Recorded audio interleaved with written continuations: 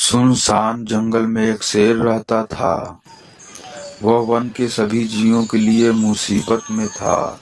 जंगल के जानवर उससे इतना डरते थे कि उसकी दहाड़ सुनते ही अपने अपने प्राण बचाने के लिए इधर उधर छिप जाते थे। कभी तो उस शेर को ऐसी कारण से भूख भी रहना पड़ता था। एक बार शेर को कई दिनों तक कोई शिकार हाथ न लगा। वह शिकार की खोज में इधर उधर मारा मारा फिरता रहता था। बहुत परिश्रम के बाद भी उसे शिकार के लिए कई जानवर न दिखाई दिया। उसे ऐसा लगने लगा कि वह भूखे ही मर जाएगा। शेर शिकार की खोज में अपनी गुफा से बहुत दूर निकल आया। अचानक से उसने देखा कि सामने से एक बड़ी सी गुफा जिसका दरवाजा खुला हुआ है।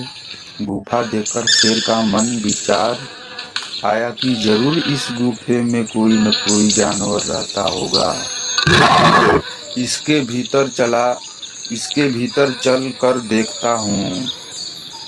हो सकता है कि कोई शिकार अंदर बैठा हो। यह सोचकर शेर गुफा के अंदर चला गया, लेकिन इस समय गुफा में कोई न था। शेर ने सोचा, मुझे इसके भीतर चुपचाप बैठे रहने चाहिए।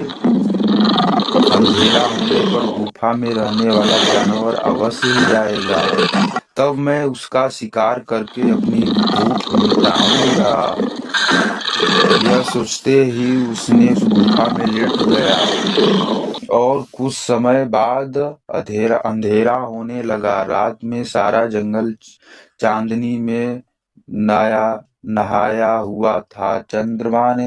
चंद्रमा के प्रकाश में सब कुछ साफ दिखाई दे रहा था। जिस गुफा में शेर घुसा था वह एक लोमड़ी की थी। लोमड़ी अन्य जानवरों की अपेक्षा तीव्र वृद्धि के मानी जाती थी। रात होने पर लोमड़ी अपनी गुफा की ओर लौट रही थी।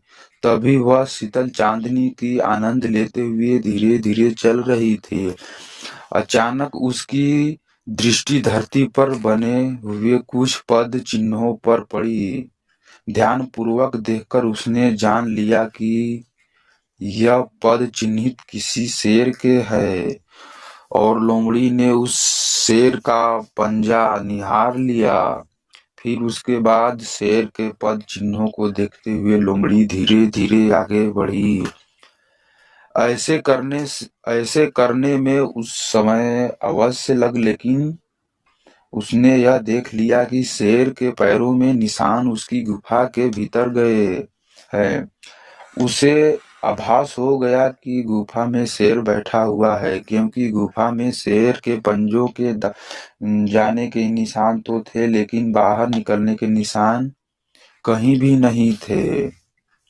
और लोमड़ी ने ठंडे दिमाग से सोचा और शेर के पंजों को निशाने को पुनः बारीकी से छानबीन, लेकिन शेर गुफा से बाहर आने का निशान उसे में नहीं लगा था। उसे विश्वास हो गया कि शेर अभी तक गुफा के अंदर ही है, जो कि अंदर जाते ही उस पर हमला कर देगा। लोमड़ी सोची कि अंदर जाते ही हम पे वो हमला कर देगा। शेर अंदर है या नहीं, इसके पक्के तौर पर जानने के लिए लोमड़ी ने एक योजना बनाई। वह गुफा की तरफ मुंह करके ऊंची आवाज में बोली, कहिए गुफा जी, सब ठीक ठाक तो है ना? क्या रात में बिताने के लिए इसके भीतर आ सकती हूँ? शेर गुफा के अंदर ही था, लेकिन वह चुपचाप रहा। वह लोमड़ी के भीतर आने की प्रतीक्षा कर रहा था। लोमड़ी ने एक बार पुनः प्रश्न को दोहराया, गुफा, ओ मेरी प्यारी गुफा, आज आप चुप क्यों हो? मुझे बताइए क्यों नहीं कि मैं भीतर आऊं या नहीं आऊं? पहले भी आप इस तरह शांत न रहती थी। एक बार पूछने में ही आप उत्तर दे देती थी। आप उसके क्या हो गया? जब तक आप मुझे अंदर के लिए नहीं कहोगी, तब तक मैं भीतर नहीं आऊंगी। लोमड़ी की बात सुनकर शेर शेर असमंजस में पड़ गया।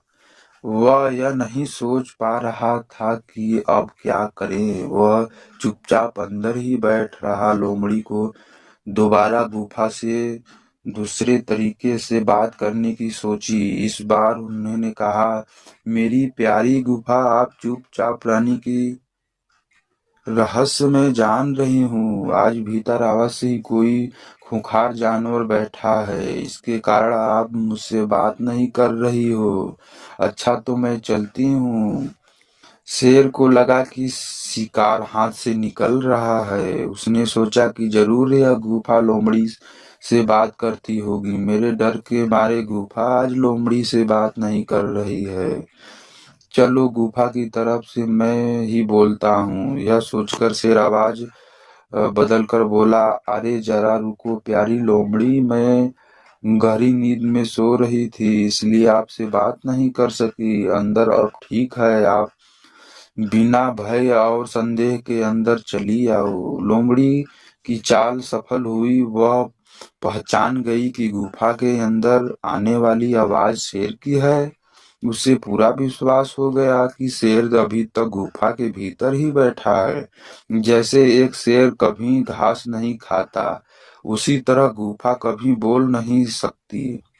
हुजूर, आप आराम से रात भर मेरी गुफा में रहें। शुभ रात्रि। यह कहकर लोमड़ी अपने प्राण बचाने के लिए सिर पर पांव रखकर वहां से भाग निकल पड़ी।